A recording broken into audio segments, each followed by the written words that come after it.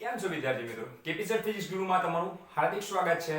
તો હવે ધોરણ 12 સાયન્સની આગળના ટોપિકની વાત કરીએ તો સાહેબ કયો ટોપિક ભણાવશો? ટોપિક તો બધા લગભગ ખતમ થઈ ગયા છે, પણ આપણે એના એક્ઝામ્પલ્સ ગણવાના બાકી છે. તો કોના એક્ઝામ્પલ ગણવાના બાકી છે? તો ગાઉસનો જે નિયમ છે એના ઉપયોગોના એક્ઝામ્પલ્સ અમુક ગણવાના બાકી છે, કે ફ્લક્સ, બરાબર, કે વિદ્યુત flux phi is equal to q by epsilon 0. રેખીય વિદ્યુતભાર ઘનતા હોય તો રેખીય વિદ્યુતભાર ઘનતા માટે વિદ્યુત ક્ષેત્રનું સૂત્ર E બરાબર 2k લેમ્બડા બાય r. જો પૃષ્ઠ ઘનતા હોય તો એની અંદરનું વિદ્યુત ક્ષેત્ર E બરાબર સિગ્મા બાય 2 એપ્સિલોન 0. તો એના અમુક એક્ઝામ્પલ ગણવાના આપણે બાકી છે. તો આપણે એક્ઝામ્પલ સ્ટાર્ટ કરીએ ફટાકથી, જલ્દી. તો એક્ઝામ્પલની વાત કરીએ તો કયા એક્ઝામ્પલ આપણે ગણવાના બાકી છે? કયા એક્ઝામ્પલ ગણશું? તો પહેલી વાત કરીએ, ચલો, કે ધારો કે ઉદાહરણ નંબર 11 છે. કયું 11 છે? ઉદાહરણ નંબર 11. ફરીથી જોઈ લો કયું ઉદાહરણ છે. તો ઉદાહરણ નંબર 11. તો ઉદાહરણ નંબર 11 ક્યાં જો? આ બધું સાહેબ જે તમે ભણાવો છો એ અમારે ક્યાંથી વાંચવું? બરાબર, તો પહેલી તો વસ્તુ છે કે ક્યાંથી તમારે વાંચવું. તો જે વાંચવાની જે તમારી વાત છે તો એ તમારે વાંચવું પડશે. એક તો જે વિડિયો તમે જુઓ છો એની તમે જે નોટ્સ બનાવી હશે જાતે જે નોટ્સ બનાવી હશે જાતે નોટ્સ બનાવી વાંચી શકો. બીજી વસ્તુ છે કે અહીંયા મેં જે આગળના જે વિડિયો છે એની અંદર અપલોડ કરેલા છે જે વિડિયો, એના નીચે ડિસ્ક્રિપ્શનની અંદર તમને આખી ચેપ્ટર 1 ની પીડીએફ મળી જશે તમને, બરાબર, જે આખું ટોટલી લખાણ તમને મળી જશે જે મેં જાતે લખેલું છે. તો હવે આપણે વાત કરીએ કે ઉદાહરણ નંબર 11. તો ઉદાહરણ નંબર 11 શું છે? उदाहरण नंबर 11 છે શું? ये किस चिड़िया का नाम है? उदाहरण नंबर 11. તો ઉદાહરણ નંબર 11 એવું કહેવામાં આવે છે કે x દિશાની અંદર વિદ્યુત ક્ષેત્ર છે કે Ex is equal to x દિશામાં વિદ્યુત ક્ષેત્ર છે alpha x raised to 1 by 2. બરાબર, કે alpha is equal Ex is equal to alpha x raised to 1 by 2. અને y દિશામાં અને z દિશામાં કઈ દિશામાં? કે y દિશામાં અને z દિશામાં કોઈ જ વિદ્યુત ક્ષેત્ર છે નહીં, કે વિદ્યુત ક્ષેત્ર શૂન્ય છે. જ્યાં આલ્ફા એક અચળાંક અહીંયા મૂકેલો છે, કે આલ્ફા એક અચળાંક છે જેની કિંમત છે 800, કે alpha is equal to 800 newton per coulomb metre is to 1/2 કાર. ઠીક છે, તો આલ્ફા એક અચળાંક છે જેની કિંમત તમને આની અંદર આપેલી છે કે 800 newton per coulomb metre is to 1/2. જ્યાં x જે છે તો એનો મતલબ એમ કે જે ex છે આ તો અચળાંક છે 800, x raised to 1/2. તો x શું છે? તો x એ ઉગમ બિંદુથી અંતર છે, કે વિદ્યુત ભારથી અંતર છે. કે વિદ્યુત ભારથી જેમ અંતર વધશે, વિદ્યુત ભારથી જેમ અંતર વધે છે એમ શું થાય છે? અહીંયા શું થશે કે વિદ્યુત ભારથી અંતરના વધારા સાથે વિદ્યુત ક્ષેત્રમાં વધારો થાય છે. સાહેબ, અંતરના વધારા સાથે વિદ્યુત ક્ષેત્ર તો વિદ્યુત ભારથી નથી આવ્યું, ક્યાંથી છે? વિદ્યુત ભારથી છે નહીં, ક્યાંથી છે? તો ઉગમ બિંદુથી, કે યામાક્ષ પદ્ધતિના ઉગમ બિંદુથી જેમ x અંતર વધશે એમ વિદ્યુત ક્ષેત્રની અંદર વધારો થશે.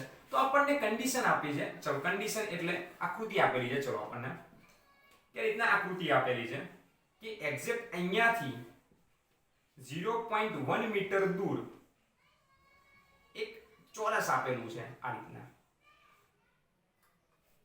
બરાબર, કે આ રીતે એક ચોરસ આપેલું છે.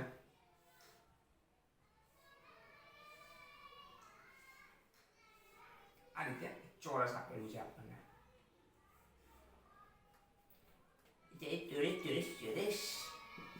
આ રીતે ચોરસ આપેલું છે જ્યાંથી આ z અક્ષ થી આટલે સુધીનું અંતર 0.1 મીટર છે અને આ બધાનું અંતર 0.1 છે.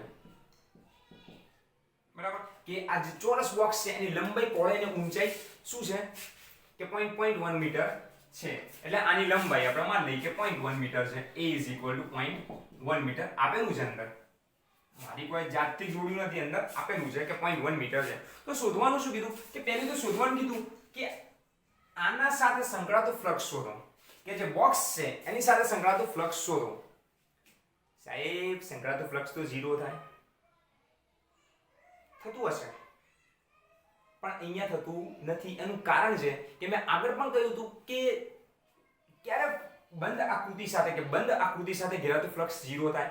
ક્યારે ફ્લક્સ 0 થાય? કે જ્યારે વિદ્યુત ક્ષેત્ર અચળ હોય તો.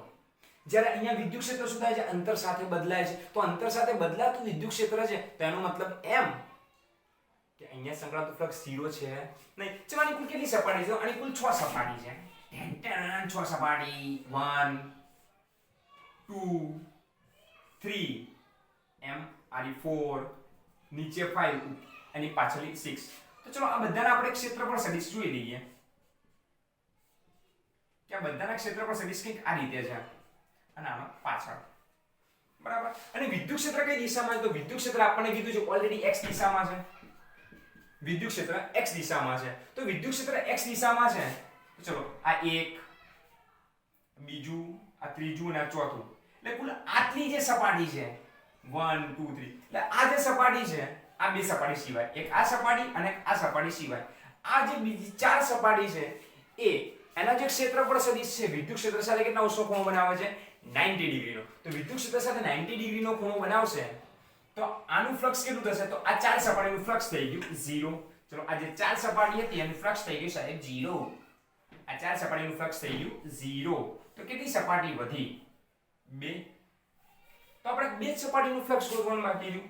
તો આ બંને વચ્ચેનો ખૂણો જુઓ કે આ E અને આ A1. ચલો આ E અને આ A2. પણ સાહેબ તમે E કેમ લખ્યું? E તો અહીંયા બંને માટે અલગ અલગ છે. તો અહીંયા E1 ને અહીંયા E2 લખી દઉં. કેમ? કારણ કે અહીંયા અને અહીંયા આ બંને જગ્યાએ વિદ્યુત ક્ષેત્ર અલગ અલગ છે. કેમ? કારણ કે આ બંને વચ્ચે કેટલું અંતર છે? 0.1. પછી x દિશાથી અથવા ઉગમ બિંદુથી આ અંતર પણ કેટલું છે? 0.1. તો આ જે સપાટી છે એનું ઉગમ બિંદુથી અંતર 0.1, આ જે સપાટી છે એનું ઉગમ બિંદુથી અંતર કેટલું થયું? 0.2 થયું. તો એનો મતલબ એમ કે આના માટે જે x છે એ 0.1 મીટર આવશે અને આના માટે જે x છે એ 0.2 મીટર આવશે. અચ્છા, તો આ x1 ને x2 ગણીએ 0.1 મીટર અને 0.2 મીટર. ઠીક છે. તો 0.1 ને 0.2 મીટર આપણને ખબર પડી ગઈ. હવે ચલો આપણે ફ્લક્સ શોધવું છે. પેલા ફ્લક્સ શોધી. ચલો પેલા અહીંયા ખૂણો કેટલાનો? ચલો આ E1 આ બાજુ છે A1, E1 આ બાજુ છે A1 આ બાજુ છે. બંને વચ્ચે ખૂણો કેટલાનો? 180 ડિગ્રી, 180 અંશનો ખૂણો છે. તો એના માટે આપણે મૂકીએ ફ્લક્સ ∅1 બરાબર E1 A1 cos 180. જ્યાં E1 ની કિંમત E ની કિંમત તો આપેલી છે. ક્યાં ગઈ? આ EX બરાબર આલ્ફા x is to 1/2. તો આલ્ફા ની કિંમત કેટલી? ચલો આલ્ફા ની કિંમત તો 800 into x ની કિંમત કેટલી? તો x1 માટે 0.1 raised to 1/2 ઘાત. તો cos સોરી આ તો E ની કિંમત આવી A1 નું કેટલું? તો આ સપાટીની લંબાઈ ને પહોળાઈ બંને કેટલી છે? 0.1 છે. તો આપણે 0.1 નો શું બોલી દઈએ? 0.1 નો વર્ગ કહી દઈએ કારણ કે એનું ક્ષેત્રફળ થશે 0.1 નો વર્ગ. આનું પણ ક્ષેત્રફળ 0.1 નો વર્ગ. ચલો અહીંયા cos 180 ની કિંમત કેટલી? -1. તો આનો જવાબ કેટલો આવે? ચલો 800 ગુણ્યા આનો વર્ગ કરી દઈએ. 0.1 નો વર્ગ કેટલો? 0.1 નો વર્ગ કેટલો? તો 0.1 નો વર્ગ 0.01. ઓકે 0.01 અને 0.1 નો વર્ગમૂળ કેટલું? 0.1 નું વર્ગમૂળ કેટલું? બરાબર. તમારા પાસે કેલ્ક્યુલેટર છે તમે જોઈ લેજો 0.1 નું વર્ગમૂળ કેટલું. તો જવાબ કેટલો આવશે આનો? 0.1 નો વર્ગ આ ગુણ્યા 800 ગુણ્યા 0.1 નું વર્ગમૂળ. તો 0.1 નું વર્ગમૂળ કહીને જે જવાબ આવશે એ કેટલો જવાબ આવશે? કે -2.52 વેબર. -2.52 વેબર. ચલો ∅2 શોધીએ. ફાટ્યું જે ફાટ્યું હોય એ E2 A2 cos આનો કેટલા અંશનો ખૂણો? કે A2 આ બાજુ વિદ્યુત ક્ષેત્ર પણ આ બાજુ બંનેનો ખૂણો કેટલો? 0 નો cos 0 ડિગ્રી. હવે A2 ની કિંમત આલ્ફા x2 1/2 ઘાત, A ની કિંમત A નો સ્ક્વેર અને cos 0 ની કિંમત 1. બરાબર. આલ્ફા ની કિંમત 800, x2 ની કિંમત ચલો x2 ની કિંમત કેટલી છે? 0.2. તો 0.2 નો વર્ગમૂળ આવશે 0.2 નું વર્ગમૂળ અને A ની કિંમત કેટલી? પોઈન્ટ કેટલી 0.1 નો વર્ગ બરાબર તો 800 ગુણ્યા 0.01 ગુણ્યા 0.2 નું વર્ગમૂળ તો તમારો જવાબ હશે 3 પોઈન્ટ સમથિંગ જવાબ આવશે કેલ્ક્યુલેટરમાં જે ફટાફટ હાથ ફેરવો 3.57 newton metre square per coulomb square newton metre square per coulomb square newton metre square per coulomb okay ચલો તો વેબર પણ આપણે કહી શકીએ અને વેબર પણ કહી શકાય ચલો કુલ ફ્લક્સ ગોતવું છે તો બંનેનો શું કરવો પડશે સરવાળો તો કુલ ફ્લક્સ phi બરાબર phi1 plus phi2 plus phi3 plus phi4 plus phi5 plus phi6 પણ પેલા જે ચાર ના ફ્લક્સ હતા એ તો 0 છે ખાલી બે ના ફ્લક્સ ગણશું તો -2.52 plus 3.57 બરાબર 1.035 સમથિંગ જવાબ આવશે આટલા વેબર 1.05 સમથિંગ ઓકે તો આટલો જવાબ આવ્યો હવે કીધું છે કે આની અંદર કુલ કેટલો વિદ્યુત ભાર હશે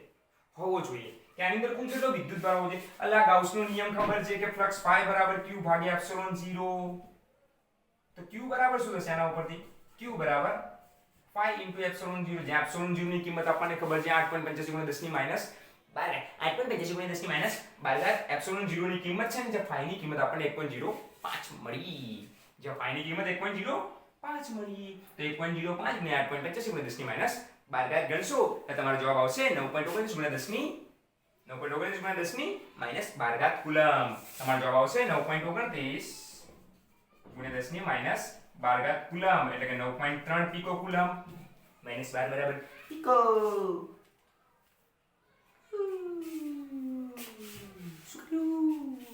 દેખ્યું ફ્લક્સ 0 ના થયું કેમ કારણ કે અહીંયા શું હતું કે વિદ્યુત ક્ષેત્ર અંતર સાથે બદલાતું હતું ઠીક છે તો આ હતું ઉદાહરણ નંબર 11 હવે એના પછીનું ઉદાહરણ જોઈએ ઉદાહરણ નંબર 12 ઉદાહરણ નંબર 12 જોઈએ ઉદાહરણ નંબર 12 એવું કીધું છે કે એક વિદ્યુત ક્ષેત્ર ધન x દિશામાં ઋણ x દિશામાં કે ધન x દિશામાં ઋણ x દિશામાં બંને બાજુ સમાન જાય છે બરાબર તો સમાન ક્યારે જાય ચલો તો વચ્ચે હું છું એનો મતલબ કે હું વિદ્યુત ભાર છું કારણ કે ધન વિદ્યુત ભાર છું હું બરાબર તો હું ધન વિદ્યુત ભાર છું તો આ બાજુ વિદ્યુત ક્ષેત્ર ઉત્પન્ન કરીશ આ બાજુ વિદ્યુત ક્ષેત્ર ઉત્પન્ન કરીશ બે બાજુ વિદ્યુત ક્ષેત્ર અહીંયા શું કીધું બે બાજુ જ વિદ્યુત ક્ષેત્ર ઉત્પન્ન થાય છે ઉપર નીચે થતું નથી અહીંયા કન્ડિશન આપણને આપેલી છે ધ્યાન રાખજો કે બે બાજુ જ વિદ્યુત ક્ષેત્ર ઉત્પન્ન થાય છે અને આ જે બે બાજુ વિદ્યુત ક્ષેત્ર ઉત્પન્ન થાય છે તો અહીંયા હું ઉગમ બિંદુ પર મૂકી દઉં હું ઉગમ બિંદુ પર બેઠો અહીંયાથી 10 સેન્ટીમીટર દૂર આ બાજુથી પણ 10 સેન્ટીમીટર દૂર એક ગોળ અહીંયા ગોળ બરાબર કે બે બાજુ 10 સેન્ટીમીટર દૂર શું વિચાર્યું કે એક નળાકાર વિચાર્યું અહીંયા મને કેમ પૂર દીધો ચલો તો વિદ્યુત ભારને ક્યાં પૂર દીધો વિદ્યુત ભારને પૂરી એક્ઝેક્ટ સેન્ટરમાં અહીંયા બરાબર તો અહીંયાથી એક્ઝેક્ટ 10 સેન્ટીમીટર દૂર આ બાજુ અને અહીંયાથી આ બાજુ 10 સેન્ટીમીટર દૂર બે બાજુ 10 સેન્ટીમીટર દૂર શું મૂક્યું એક બે બાજુ 10 સેન્ટીમીટર દૂર શું મૂક્યું લે ભઈલો 5 સેન્ટીમીટર ના બે અને કેટલે છે 5 સેન્ટીમીટર ત્રિજ્યાના બે વર્તુળો મૂક્યા 5 સેન્ટીમીટર ત્રિજ્યાના બે વર્તુળો મૂક્યા બરાબર અને એક નળાકાર બનાવ્યો હવે આ જે વિદ્યુત ભાર છે એ આ બાજુ વિદ્યુત ક્ષેત્ર ઉત્પન્ન કરે છે ને આ બાજુ વિદ્યુત ક્ષેત્ર ઉત્પન્ન કરે છે ચલો તો આ બંને જે વિદ્યુત ક્ષેત્ર ઉત્પન્ન કરે છે તો આ વિદ્યુત ક્ષેત્રની વાત કરીએ કે E ધન x છે તો 200 ન્યૂટન પર કુલમ આ બાજુ જે વિદ્યુત ક્ષેત્ર ઉત્પન્ન થાય છે Ex માઈનસ ચલો આપણે માઈનસ કરીએ કે -200 ન્યૂટન પર કુલમ બરાબર કે -200 ન્યૂટન પર કુલમ ને પેલું +200 ન્યૂટન પર કુલમ વિદ્યુત ક્ષેત્ર ઉત્પન્ન કરે છે તો શોધવાનું શું કીધું ખબર છે આપણને અહીંયા ચાર વસ્તુ શોધવાની કીધી ચાર 1 2 3 4 ચાર વસ્તુ શોધવાની કીધી તો પહેલી વસ્તુ શોધવાની શું કીધી ખબર છે કે આ જે બે વર્તુળાકાર બાજુઓ છે એના દ્વારા સંકળાતું ફ્લક્સ કેટલું બે વર્તુળાકાર બાજુઓનું ફ્લક્સ માંગ્યું છે તો બે વર્તુળાકાર બાજુનું ફ્લક્સ માંગ્યું તો તમે વિચારો કે આ જે વર્તુળાકાર બાજુ છે એનો ક્ષેત્રફળ સદિશ આ બાજુ a, આનો પણ ક્ષેત્રફળ સદિશ આ બાજુ a, તો બંનેનો ક્ષેત્ર ચલો આ બાજુ જે છે એનો ક્ષેત્રફળ સદિશ આ બાજુ, આ બાજુનો ક્ષેત્રફળ સદિશ આ બાજુ, આ બાજુનું વિદ્યુત ક્ષેત્ર આ બાજુ, આ બાજુનું વિદ્યુત ક્ષેત્ર આ બાજુ, તો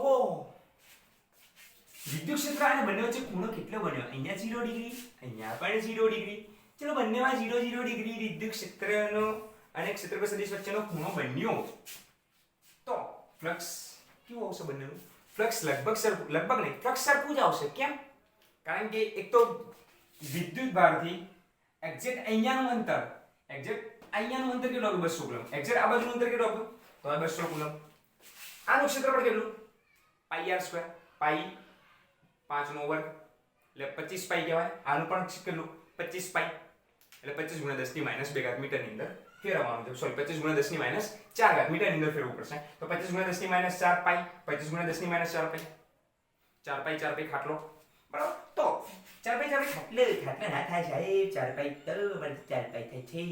ચલો તો ફ્લક્સ ∅1 અને ∅2 બંને સરખું થશે. E cos 0 ડિગ્રી માટે E ની કિંમત 200 બંને માટે, આ બાજુ -200 આ બાજુ +200, બરાબર.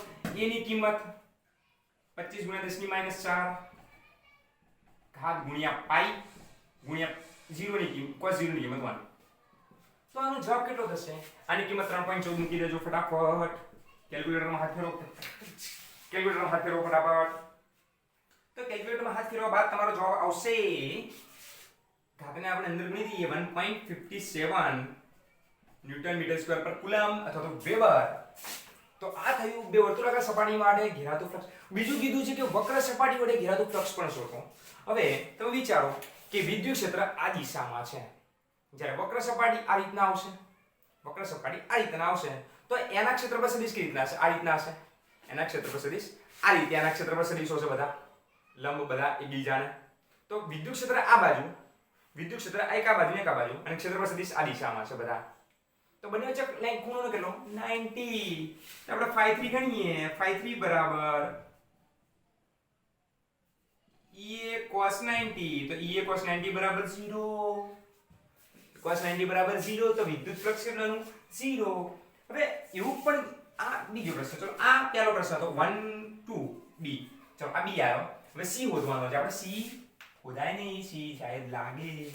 ચલો લાગે તો જવા દો. એટલું તો કુલ ફ્લક્સ શોધવાનું કીધું. કુલ ફ્લક્સ કેટલું? કે ફ્લક્સ ∅ બરાબર ∅1 + ∅2 + ∅3 બરાબર 1.57 + 1.57 + 0 બરાબર 3.14 વેબર કે 3.14 weber newton metre square per coulomb. પણ એકમ લગાવી શકો એવું નથી કે ના લગાવી શકો. Newton metre square per coulomb લગાવી શકો. અને નળાકાર વડે ઘેરાતો વિદ્યુતભાર કેટલો? કે આની અંદર કેટલો વિદ્યુતભાર હશે?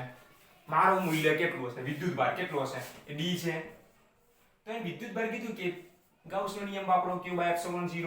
તો q બરાબર phi * ε0. phi ની કિંમત 3.14, આની કિંમત 8.85 × 10 ની -12 ઘાત. તમારો જે જવાબ આવે એ કુલમની અંદર, પિકો કુલમની અંદર જે લેવો હોય તમે લઈ શકો છો. 10 ની -9 ઘાત જવાબ આવે તો નેનો કુલમમાં લેવો પડશે.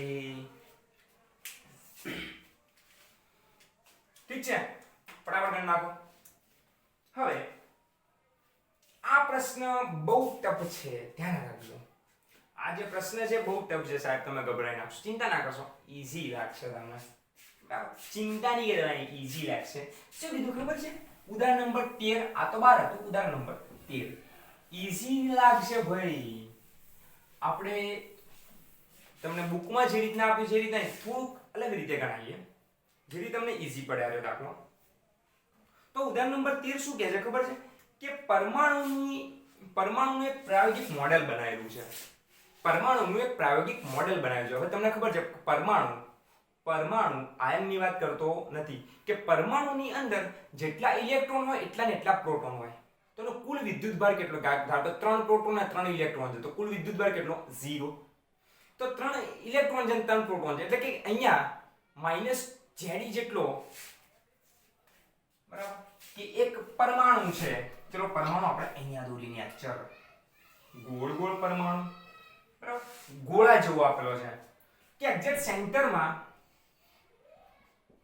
પ્લસ ઝેડી, ઝેડ એ પરમાણુ ક્રમાંક છે કે પ્લસ ઝેડી જેટલા પ્રોટોન ભરેલા છે એટલે આનો વિદ્યુતભાર પ્લસ ઝેડી. અને બાકીના વિસ્તારમાં આ રીતે ઋણ વિદ્યુતભાર એટલો ને એટલો જ માઈનસ ઝેડી. બરાબર. અને એની ત્રિજ્યા છે કેપિટલ આર. બરાબર, ધ્યાન રાખજો એની ત્રિજ્યા આપી છે કેપિટલ આર કે માઈનસ ઝેડી વિદ્યુતભાર છે સરખો વિતરિત થયેલો છે. તો આખા ગોળાની અંદર પહેલા તો કુલ વિદ્યુતભાર કેટલો? તો કુલ વિદ્યુતભાર કેટલો? 0. ચલો કુલ વિદ્યુતભાર આપણે 0 માન લઈએ. હવે અહીંયા કીધું શું, કન્ડિશન શું મૂકી ખબર છે કે r અંતરે, કયા અંતરે? r અંતરે વિદ્યુત ક્ષેત્ર શોધવાનું છે. r અંતરે વિદ્યુત ક્ષેત્ર શોધો. પણ સાહેબ r અંતર કયું લઈએ? આ જે ત્રિજ્યા જેના કરતા નાનું લઈએ કે મોટું લઈએ? તો એવું અંદર કશું કીધું નથી, તો આપણે બંને શોધીએ છીએ.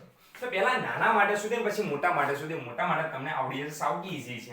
એટલે નાના અંતર માટે શોધીએ. ચલો અહીંયાથી એક r અંતર લઈએ, સ્મોલ r, અને એક ગાઉસિયન પૃષ્ઠ બનાવીએ આપણે.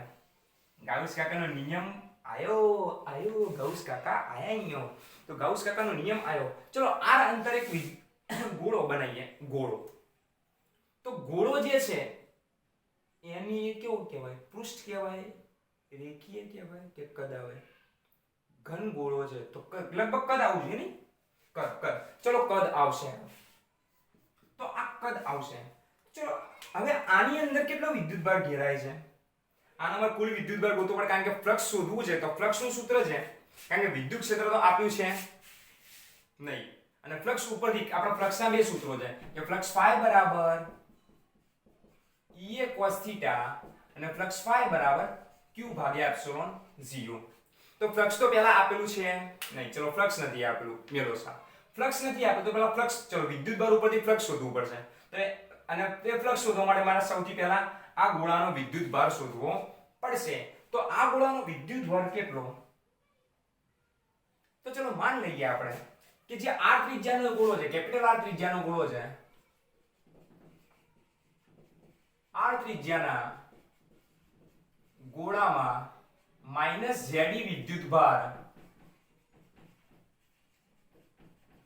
વિતરિત થયેલ છે. બરાબર. તમને જો એમ કીધું હોય કે r ત્રિજ્યાના ગોળાનો કુલ વિદ્યુતભાર કેટલો, ગોળાનો કુલ વિદ્યુતભાર કેટલો, તો તમે કહી શકો કે પ્લસ ઝેડી માઈનસ ઝેડી બરાબર 0. બરાબર. પણ આ જે સ્મોલ r ત્રિજ્યાના ગોળામાં કુલ વિદ્યુતભાર કેટલો? તો આપણને પહેલા શું કરવું પડે કે જે સ્મોલ r ત્રિજ્યાનો જે ગોળો છે એનો માઈનસ વિદ્યુતભાર શોધવો પડે. બાકી પ્લસ વિદ્યુતભાર તો કેન્દ્રમાં પ્લસ ઝેડી તો છે જ. તો પ્લસ ઝેડી આપણને ખબર છે, ખાલી શું ખબર નથી? ઋણ વિદ્યુતભાર ખબર નથી. ક્યાંનો? નાના ત્રિજ્યાના ગોળાનો. તો આપણે પહેલા એ શોધવું પડશે કે r ત્રિજ્યાના ગોળામાં માઈનસ ઝેડી વિદ્યુતભાર વિતરિત થયેલો છે, માટે તેની કદ વિદ્યુતભાર ઘનતા ρ બરાબર કદ વિદ્યુતભાર ઘનતા સૂત્ર q બાય એપ્સિલોન 0. ના, એ તો ફ્લક્સ સૂત્ર છે સાહેબ. તો વિદ્યુતભાર ઘનતાનું સૂત્ર છે q બાય v, એકમ કદ દીઠ વિદ્યુતભાર. તો q બાય v એવું સૂત્ર છે. તો q બાય v. ચલો તો કુલ વિદ્યુતભાર કેટલો છે? માઈનસ ઋણ વિદ્યુતભારની વાત છે. ધન વિદ્યુતભાર તો નાનો ગોળો લઈશ કે મોટો ગોળો લઈશ? ધન વિદ્યુતભાર તો એટલો જણ કાંઈ કેન્દ્રમાં કેન્દ્રિત થયેલો છે એટલા માટે. બરાબર. તો ઋણ વિદ્યુતભાર કેટલો? માઈનસ ઝેડી. ચલો માઈનસ ઝેડી. કદનું સૂત્ર શું? કદ ઘનફળનું સૂત્ર. ઘનફળ એટલે કદનું સૂત્ર શું? 4/3 પાઈ r નો ઘન. તો 4/3, 3 ગયો ઉપર, પાઈ r નો ઘન. ઠીક છે. તો આ આપણો આવ્યો ρ. ચલો તો હવે આ નાના ત્રિજ્યાના ગોળાની કે r ત્રિજ્યા માટે કે r ત્રિજ્યાના ગોળાની કદ વિદ્યુતભાર ઘનતા, તો એના માટે જે ρ બરાબર q ભાગ્યા v ડેશ, q ભાગ્યા v ડેશ. ચલો q કેટલો ખબર નથી, તો q તો આપણે શોધવાનો છે. તો q બરાબર ρ * v ડેશ. તો q બરાબર ρ ની કિંમત ખબર છે -3 ZE બાય 4 પાઈ r નો ઘન અને v ડેશ કે નાના જે આ ત્રિજ્યાનો જે ગોળો છે સ્મોલ r ત્રિજ્યાનો જે ગોળો છે આની ઘનતા 4/3 પાઈ સ્મોલ r નો ઘન 4/3 પાઈ ગયા તો વધ્યું શું તો માઈનસ ZE ઉપર કે સ્મોલ r ઘન નીચે કેપિટલ r ઘન r ઘન બાય r ઘન તો આ આપણો કુલ વિદ્યુતભાર આવ્યો કયો કુલ વિદ્યુતભાર નહીં ઋણ વિદ્યુતભાર આવ્યો કોનો તો નાના ગોળાની અંદર તો આપણે કુલ વિદ્યુતભાર શોધવો છે કે r ત્રિજ્યાના ગોળાનો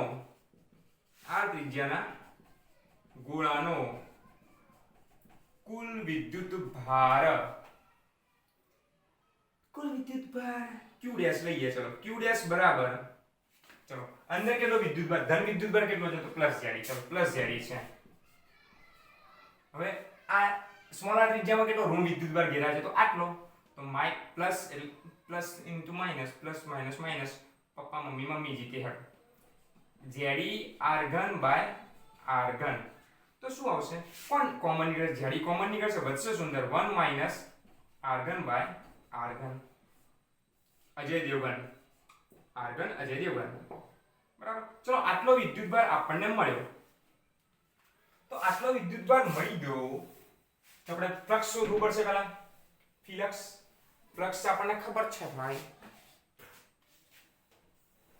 ફ્લક્સ phi બરાબર q dash by epsilon nought q dash by epsilon 0 જે q ડેશ ની કિંમત કેટલી મળી આપણને ZE બાય એપ્સિલોન 0 અહીંયા મૂકીએ 1 માઈનસ r ઘન બાય r ઘન આપણે વિદ્યુત ક્ષેત્ર શોધવાનું તો આપણે ફ્લક્સ નું બીજું સૂત્ર લઈ ચાલો ઇક્વેશન નંબર 1 નો ફ્લક્સ નું બીજું સૂત્ર phi બરાબર E cos થીટા l ચલો અંદર વિદ્યુતભાર હોય તો વિદ્યુતભાર કઈ રીતના વિદ્યુત ક્ષેત્ર ઉત્પન્ન કરે ધારો કે ધન વિદ્યુતભાર છે ઋણ વિદ્યુતભાર છે તો બહારની બાજુ જો ને તો બહારની બાજુ હોય કે બહારની બાજુથી અંદર આવતો હોય તો ત્રિજ્યાવર્તી દિશામાં હોય બરાબર એટલે કે જ્યાં સપાટી છે એને લંબ દિશામાં હોય અને સપાટી લંબ દિશામાં તો ક્ષેત્રફળ સદિશ્ય હોય તો બંને વચ્ચે ખૂણો કેટલાનો તો 0 નો તો બંને વચ્ચે ખૂણો 0 નો કરીએ E cos 0 ડિગ્રી તો cos 0 ની કિંમત 1 જે આપણે E શોધવાનું છે તો હવે એરિયા કેટલો કે આ નાના જે ગોળો છે આનો એરિયા કેટલો નાના ગોળાનો એરિયા છે 4 પાઈ r2 તો નાના ગોળાનો એરિયા મૂકીએ E 4 પાઈ r2 1 1 તો 1 જ રહેશે ચલો સમીકરણ નંબર 2 હવે આ સમીકરણ નંબર 1 ને 2 ને આપણે સરખાઈએ તો E 4 પાઈ r2 બરાબર ZE by epsilon 0 into 1 minus r घन by कैपिटल r घन चलो अब 4 pi r square ने नीचे लाइए आपने तो E बराबर ZE by 4 pi r square into epsilon 0 चलो r epsilon 0 यहाँ लिखिए r square ने जवा दिए अंदर चलो तो 1 by r square minus r નો ઘન ભાગ્યા r નો ઘન તો હતો ને r square પાછો બીજો ન આવ્યો એટલે ઉપરથી 2r અને નીચેથી r નો વર્ગ ગયો તો જવાબ શું આવે આપણો આટલો E बराबर ZE Bhagya 4 pi epsilon 0 into 1 by r square minus r by capital R નો ઘન જ્યાં 1 by 4 pi epsilon 0 ને આપણે k પણ કહી શકીએ લા લે k કહેવાય તો k ZE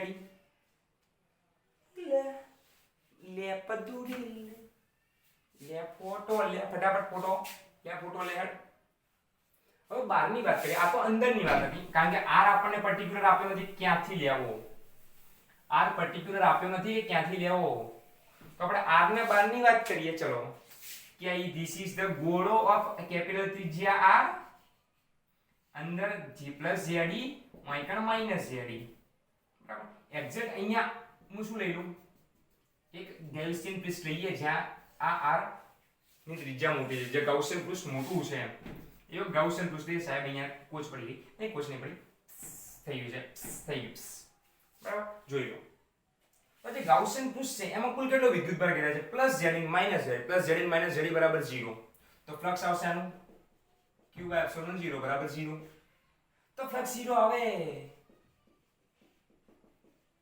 તો E બરાબર પણ કેટલું આવે 0 કે એનું જેટલું પણ વિદ્યુત ક્ષેત્ર બહાર જાય છે એટલું વિદ્યુત ક્ષેત્ર અંદર આવે છે કુલ વિદ્યુત ક્ષેત્ર થઈ જાય છે 0 કેમ કારણ કે નેટ વિદ્યુતભાર થઈ જાય છે 0 એટલા માટે કુલ વિદ્યુત ક્ષેત્ર એનું થઈ જાય છે 0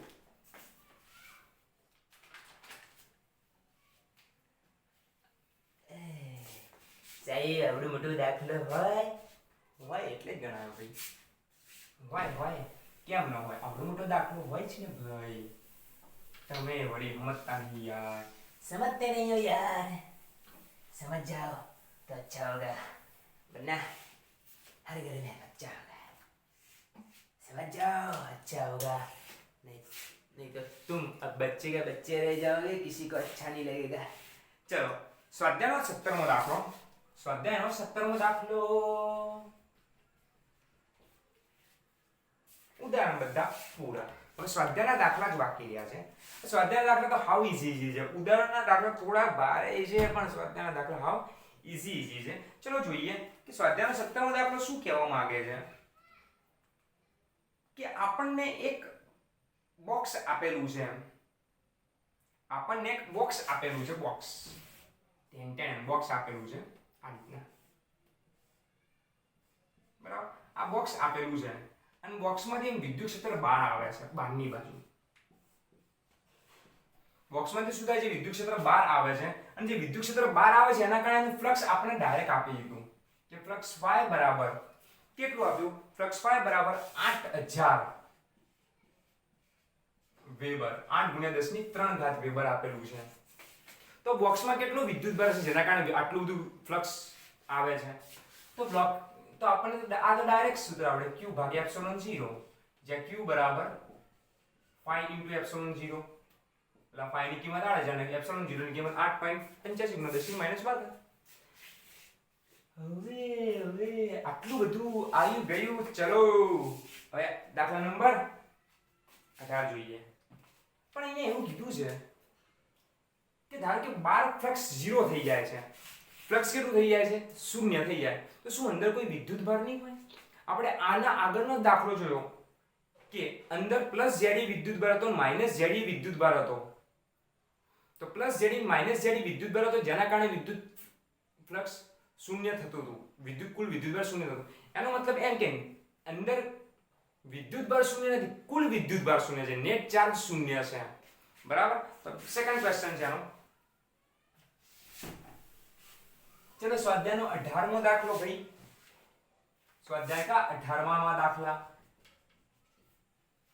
स्वाध्याय नो भाई 18मो दाखलो चलो स्वाध्याय नो 18मो दाखलो જોઈએ તો શું કીધું ખબર છે કે આ અંદર તને આકૃતિ આપેલી છે આ રીતના કઈ આ રીતના અને એક્ઝેક્ટ અહીંયા સેન્ટર થી ઉપર 5 સેન્ટીમીટર દૂર એક વિદ્યુત ભાર મૂકેલો છે 5 સેન્ટીમીટર દૂર એક વિદ્યુત ભાર મૂકેલો છે અને આ બધાની જે લંબાઈ છે એ 10 સેન્ટીમીટર છે 10 સેન્ટીમીટર છે આ રીતના વિદ્યુત ભાર મૂકેલો છે આ એક જ સપાટી છે બરાબર એવી કુલ કેટલી સપાટી હોઈ શકે ચલો અહીંયાથી પણ એક સપાટી આપણે દૂર દઈએ